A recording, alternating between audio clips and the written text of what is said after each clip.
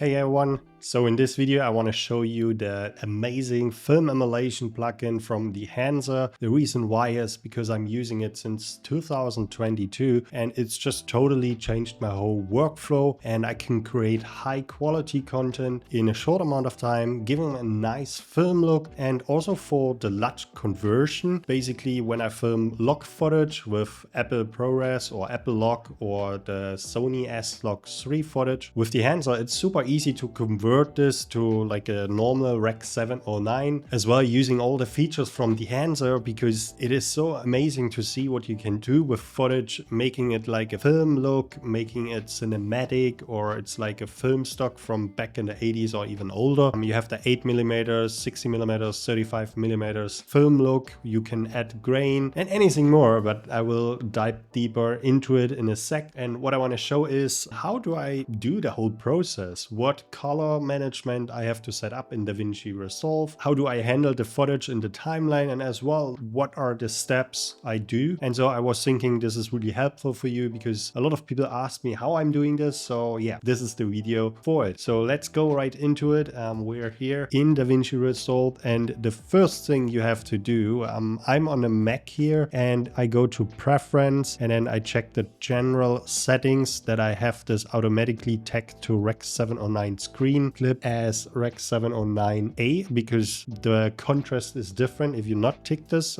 It's only for Mac users. And yeah, that's basically it. The 10-bit obviously, and the Mac display color profile I have turned on as well. So once you have this done, what you do is you go to your project settings, and the most important thing is to go to color management. So what you want to set up here is the color science, and the color science is DaVinci YRGB, and then you do the timeline color space where you're working in. As you film in S-Log or if you film in log footage, you want to have the most information as possible. So that's why I set the timeline color space to DaVinci White Gamma Intermediate. You can also set it up to a Rec 709 scene. I prefer to stay in the white gamma because then I have a lot of information. For the output color space, a lot of people using the Rec 709 Gamma 2.4. For me, it always looks so washed out. It's because I'm working maybe on Mac, and that's why I set it to have more contrast to Rec 709A. Windows is different. You can leave it on 2.4. Then I click save. I already saved it, and then I have it in here. So now I created two timelines. So you can check the timeline settings here, and then you go to color and you check if this is in the right color space. If you create a new timeline, you basically create here new timeline, then untick this so you can change the format if it's a vertical video or not. Then you go to color and you check if this is set up right. If you have done it before, what I was showing you in project settings, you don't need to worry about. You only click create and then you're in the timeline. So now we have footage from the Sony camera and Apple Log footage. You basically move them in. So I already did this. So these are my Apple Log footage, and you see there have no contrast because it's all log footage, and this is the S-Log footage. First step, what I do is I go to color tab. Once you're on the color tab, what you do is go to library, and then down here there is a Dehancer plugin. So you add the Dehancer plugin at the end. In the front note, you can color grade your footage if you want. I skip this part. I can adjust later. What I do is go to the Dehancer, and as you see, it's already an effect on it. So I scroll down, disable all tools. Now it's nothing on it, and what I do first is I go in source, I choose the camera, I say it's Apple, and it already applied Apple Log. That's perfect. Now I can change the exposure here, but that's not so good because the exposure here is a bit different than in print. So mostly I leave this in linear, then I enable it and do the exposure here. You basically check that everything is in balance. You bring it up until it's nearly here to the 1023. Once this is done, you can change also the contrast here, give it a little bit more punch. Color density you can remove if it's a little bit too vibrant. So after this, I go to film development and check if I need more contrast, but in this case I don't need. Then I go to film compression where I enable it because I want a little bit the sky and the details here back. When I enable the film compression here, because I want to get the details from the highlights back, it's with impact you can increase and decrease a bit, but mostly is on the total range where you can really bring back not too much because it has otherwise a super HDR look. So I go a little bit, yeah, let's say to the middle 50. And now you can also say the white points you can change, give it a little bit more contrast as you see here in the sky. So I want not completely washed out. I want to have a little bit of details back from the clouds, and then I turn it on and off and you see it looks way better. So this tool is really amazing when you have a light source or a blown out sky. You can really bring back the highlights. It's super amazing. Then you can also remove a little bit the color density, which is the color saturation in the highlights. In this case I leave it like that, and now I can go to the next part. So at this point I just want to do a little advertisement, and if you want to purchase the Dehancer Pro, I give you a 10% discount code called Mike, and this way you save some money and can enjoy this amazing plugin. And I choose always the lifetime. You can pay also monthly. Lifetime is for me the best option because you never know how much the price is going up, then more they implement. But yeah, it's really the money worth it if you do commercial shoots. If you, I don't know, it's like so much time you can save, and that's the most important thing. So let's go back into the video. What is next? Then next you can go to film. Film is like the film overlayer, and they have like 60 type of profiles where you can choose from, and which is really incredible to have all these old film looks. So you can enable it and then you can basically go through. So you can choose here any film profile you want, from looking old school or like let's say Cinestyle ADT, which is pretty nice. So, and here with the push and pull you can make it warmer or colder. I want to have a little bit of warmer look, which is like this. Then to the next part, expand is the black and whites. You can adjust here if you want. So you push the blacks a little bit more in to make it more contrast. So you have a lot of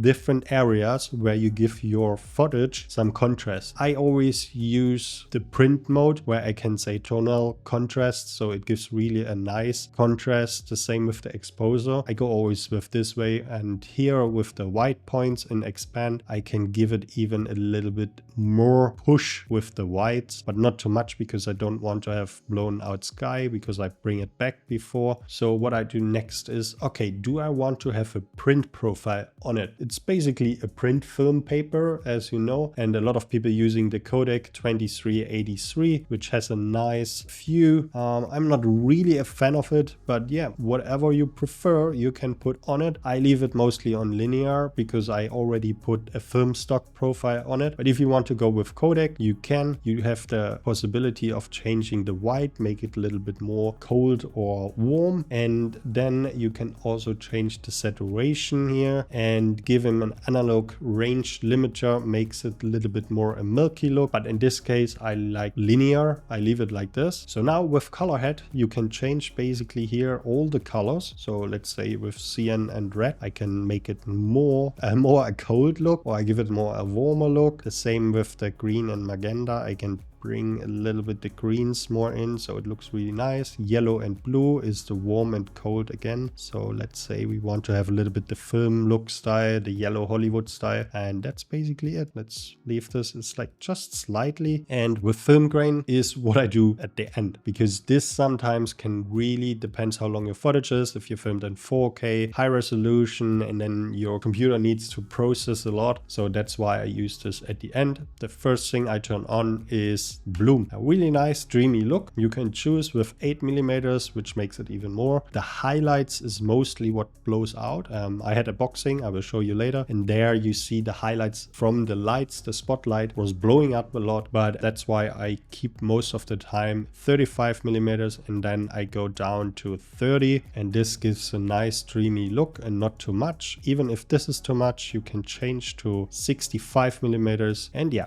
that looks perfect. Then you can put an halation on it. So halation is basically the red lines in the highlight, what you see here by this car. And it's a really old school film look. Adjust here as well how strong, how many millimeters, then to 8 millimeters. You see it's like crazy. Depends what kind of look you want. I go with 60 millimeters and go a little bit down. So now this is perfect. Then I close this as well. Film damage. You can bring some film damage on it. Let's say 8 millimeters. And this is basically all the noise you have on old films if they get used a lot or scratches or whatever. So you can add this. You can also go down 35, so it's not too strong. It's just a little bit, but mostly 8 or 60 millimeter is where it looks amazing. So after this, film breath, so you can bring in the film breathing. It's also changing a little bit the exposure. It's like going bright, dark, so it gives like this old school nostalgic film look, but I'm not turning it on in this video. The gate wave here, see, it's the shaky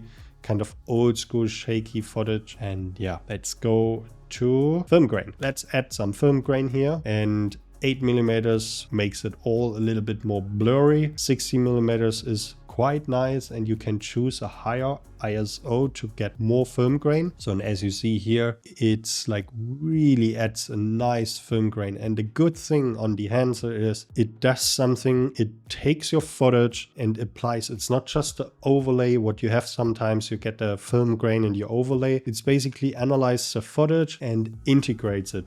So this is the really amazing thing with Dehancer, and this alone is this tool worth it. And yeah, once you edit your nice film grain, you can go to the next part, which is Overscan. It's what you know. It's like you can make a nice overlayer from this old film look. And even here you can change so many things. You can turn off the negatives on the side, have it positive, which is white, negative again, and you can sharpen the prints here, the cutout, and you even can remove it and you can bring it back, make it round. There's so much possibility. You change even how it looks like, the type here. That's really what I love. You can play around, and then you have like this, and then you can even say, okay, zoom in a little bit more, done. And then you can say, okay, you want to position this in the other position. That's so easy to do. Like, this is really mind-blowing what you can do in this one plugin. And then you also can change the exposure from the frames. Let me show you here, like these exposure from the cutouts at the end, from the negative, and the perforation. Actually, it's the perforation. You can change the highlight and you can remove and everything. You can make it static or not static, so it's moving at the end. Let's get me back here. You see how the whole frame is moving. It's really nice. I go mostly with the super 35 millimeters. So then you can add a vignette here, which is in this case not really necessary to put a vignette around. And with monitor, this is basically a tool to see if there's any clipping. You see here that's like really dark, and even here in the trees, so I can go back and say like, okay, do less black. So perfect. And that's basically just a checker, the same with false color, where you can see, okay, here is very a lot of light. This is not red, so we're here when it's everything here in this area means it's very blown out, and in this case it looks pretty good. Okay, with output, it's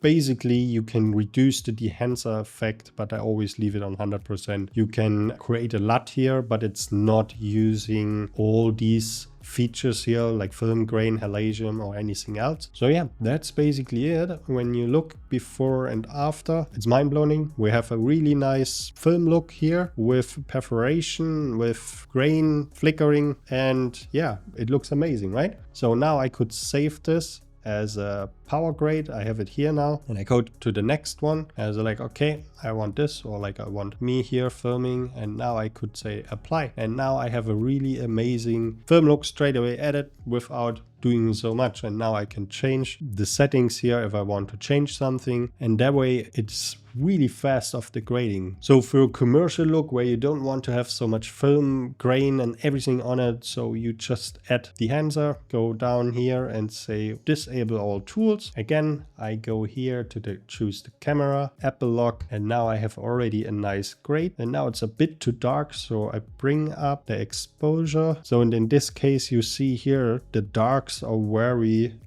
very dark. So I could lift it up here, but what I want to do here is lift up the shadows, so that way it looks way better. And now I can work on this. I go to film compression, put this a little bit in the whites and adjust so I get this green back. If you see here, all the colors I get back, and this way it's a really quick workflow to grade your footage very quickly and have a nice film look on it. And the same as also with this boxing clips here in Slog, converted to Rec 709, and this is with the Dehancer film emulation tool to make it really nice film look. Yeah, once you have it in, you can apply your power grade. It's super easy, as you see here. This is how it looks. So what I was adding here is film stock profile. I was then also in developing, giving a good contrast and film compression to, as you see here in the highlights, I got rid with all these bright lights. Then I added a film print here, which was also really nice. And Halation I add, and bloom. And the bloom was really nice because it gives a nice dreamy look around these highlights here and also to the star.